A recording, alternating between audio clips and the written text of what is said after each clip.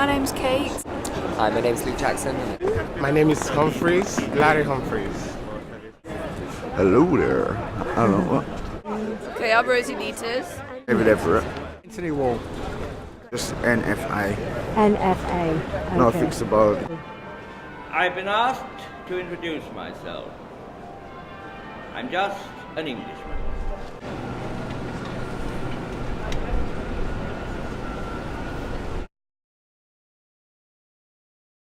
Are these selling like hotcakes? No. No, not really. It's actually been quite quiet. If you were here for the procession, it wasn't very busy, especially around Trafalgar Square. We got here at 7 o'clock. We got out aside St Paul's. We hovered around a little bit and found a nice spot to get into so we could see everything. 28, ain't no more, ain't no more. Clause 28, ain't no more, ain't no more. Clause 28, ain't no more, ain't no more.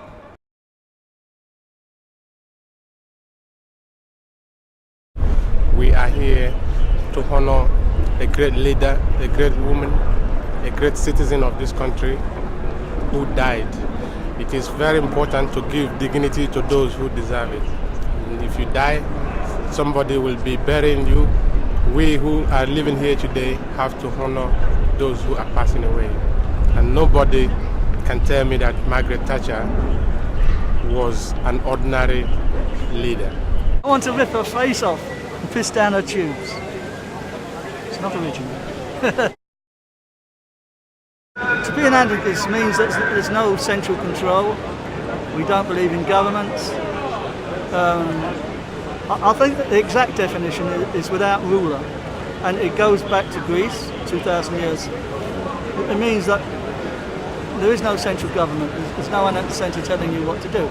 But it's the police, government, religion, anyone, the boss. You've got to take responsibility for your own action, and then you've got to act. But you've got to act in a socialist way. Most people have been led to believe anarchy is just violence. It's got nothing to do with it. Because violence is violence. It's nothing to do with socialism. So we're trying to create a better world, a socialist world, through direct action. But everybody's taking. Thank you, mate. The good outweighed the bad. You know, apparently, that's what my dad said. Apparently she made Britain good, but then but she stopped the children's milk. That was a bad thing. We had the right to buy it, and we bought a house, and we own it, and we own no mortgage. So technically, we own a whole house with no, as you say, and what we paid for it and what it's worth now, worth a few bob. But point is, you've got to live in it. See, it's not real money. And I ended up here. I had to sleep on the street for like 2 years here before they even helped me because of Boris Johnson. Yeah, we're still feeling the effects of Thatcherism today.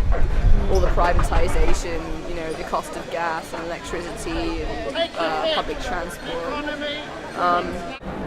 Just sleeping on the street for a very long time, and then they helped you.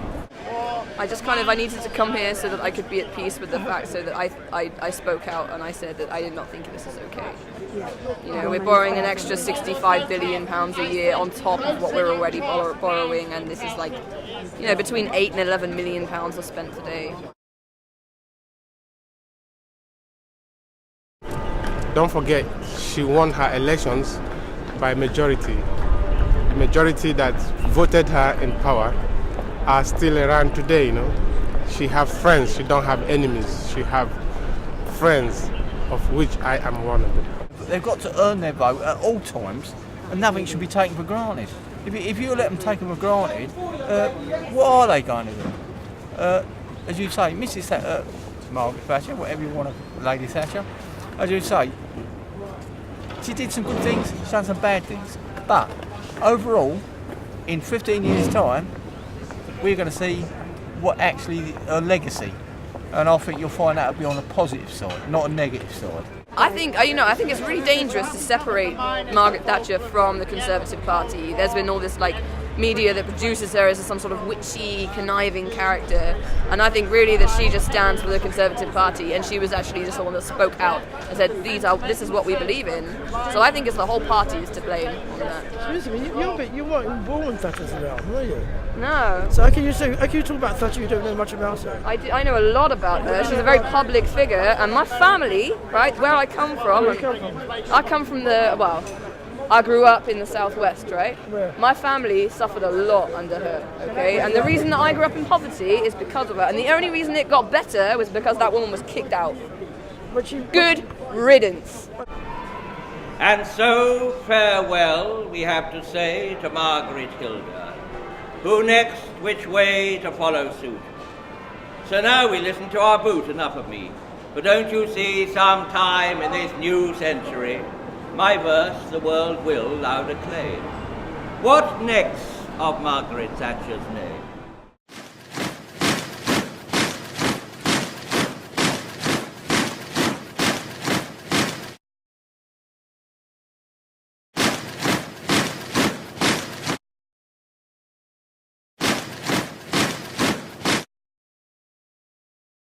I stand before you tonight in my red star chiffon evening gown,